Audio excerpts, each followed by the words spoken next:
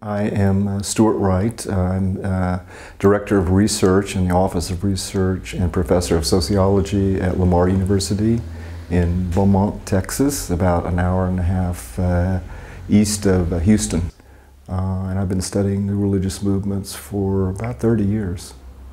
Jonestown was sort of the catalyst by which I started asking questions about new religious movements when I was developing a doctoral thesis. There was a lot of public discussion and controversy surrounding the belief that converts to new religious movements were somehow brainwashed, that they were held mentally captive to these groups, and it was difficult, if not impossible, to leave. I decided to do a study of leaving, how people got out, and I quickly realized that the turnover rates, the attrition rates or leaving rates were very, very high. In fact, I found that the average length of stay in one of these religious movements, and I focused my studies on the Unification Church of Sun Myung Moon, the Children of God, and Hare Krishna, which were at the time probably three of the most controversial groups in the United States. And what I found is that they didn't retain their members very well at all. In fact, they were leaving in much higher numbers.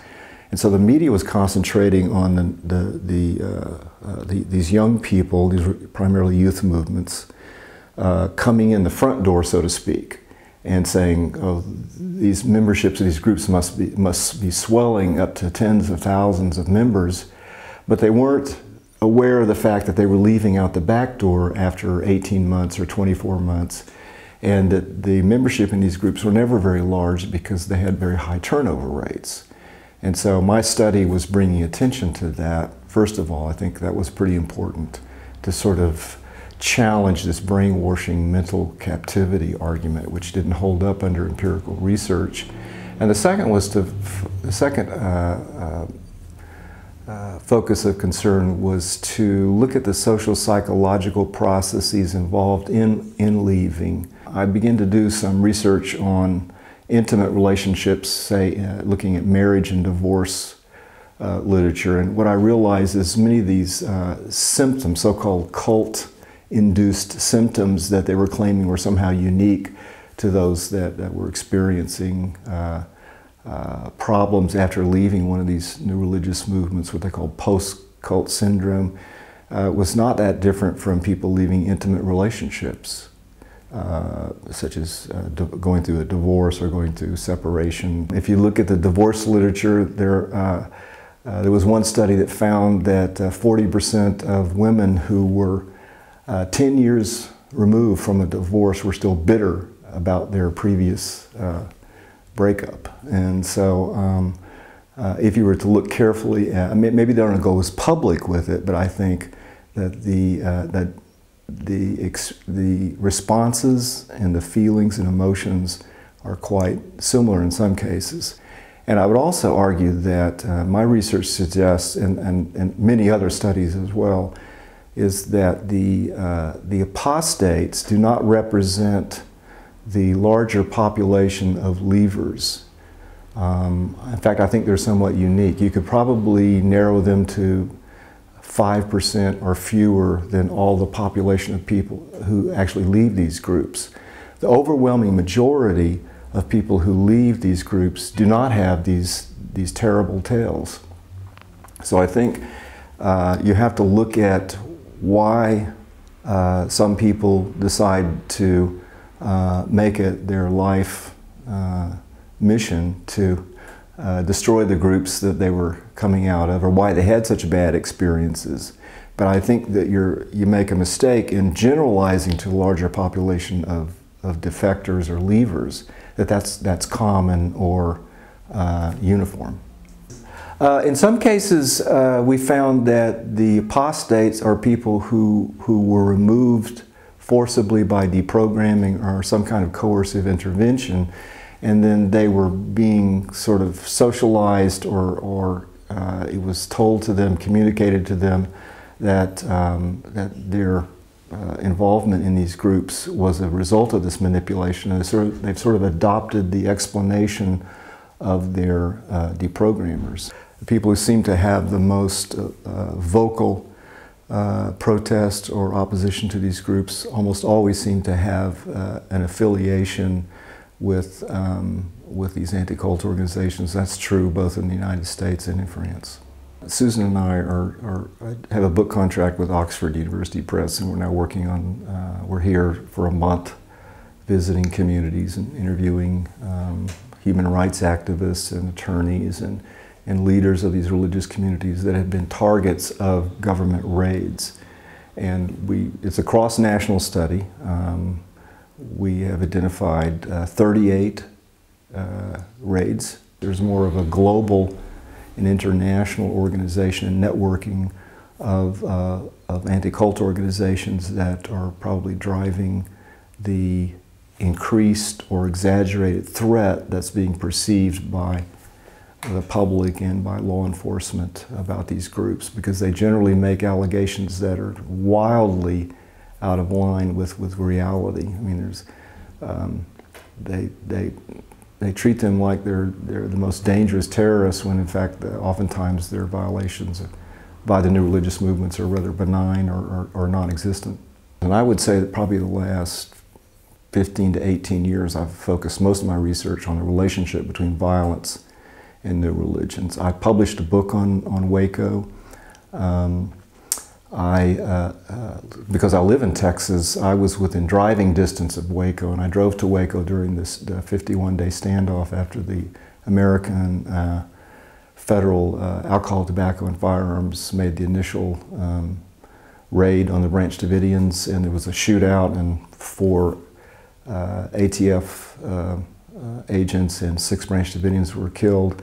The FBI came in with their hostage rescue team. There was a 51-day standoff, and as you probably remember, at the end of that 51 days, the FBI decided to go in with CS and tanks and collapse the building, and the whole thing blew up in a conflagration, and 76 people were killed. That was a pretty unique and extraordinary event in American history and within American law enforcement, and so there were lots of questions to ask. 51-day standoff, I was a member of the executive council of the Society for the Scientific Study of Religion, which is about 2,500 scholars internationally representing scholars who study religion. And we wrote a letter, the council wrote a letter and sent it to President Clinton and the Attorney General, Janet Reno at the time, offering our services, as some of us were experts in some of these new religious movements, and we thought we could help them maybe settle this thing peacefully. And they basically just sort of told us, no thanks, we have our own experts. And then when this whole thing blew up in their face and they were terribly upset, they backed off and said, well, there was nothing we could do about this. This was the way it was going to end. The Branch Davidians committed suicide. Well, we thought differently, and so what I did was go out and try to put together the experts they should have talked to, and produce this book with the University of Chicago Press. 2 years later, Timothy McVeigh pulled a Ryder truck up in front of the Murrah building and blew up the federal building in Oklahoma City on the 2nd anniversary of the FBI assault on the Branch Davidians.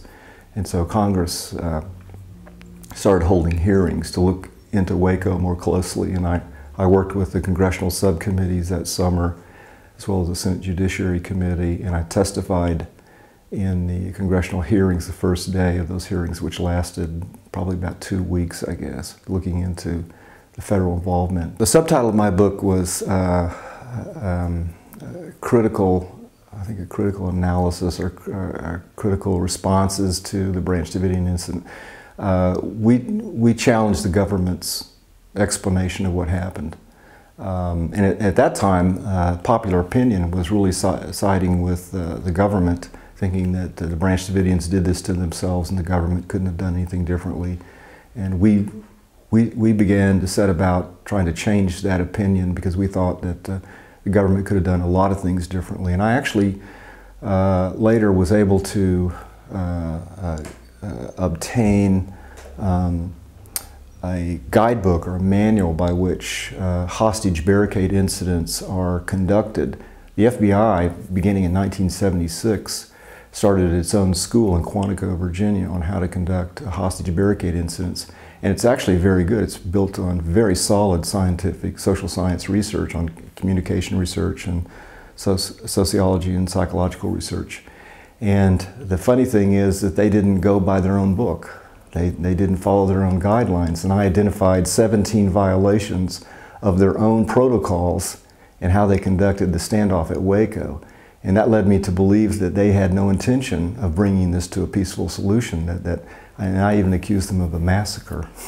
It was a logical conclusion to the fact that you could say that 1 or 2 violations was an accident or neglect, or they were caught up in the moment and for whatever reasons didn't follow their own protocols. But I don't think you can explain 17 violations. We're now 16 years removed from the Branch Davidian incident, and public opinion has shifted completely against the government, and even you have people inside the government that have conceded that they made some serious mistakes and mishandled that at Waco. And I think that history will certainly vindicate us on this. I'm quite pleased that I think we were able to have a role, at least, in moving opinion in the other direction.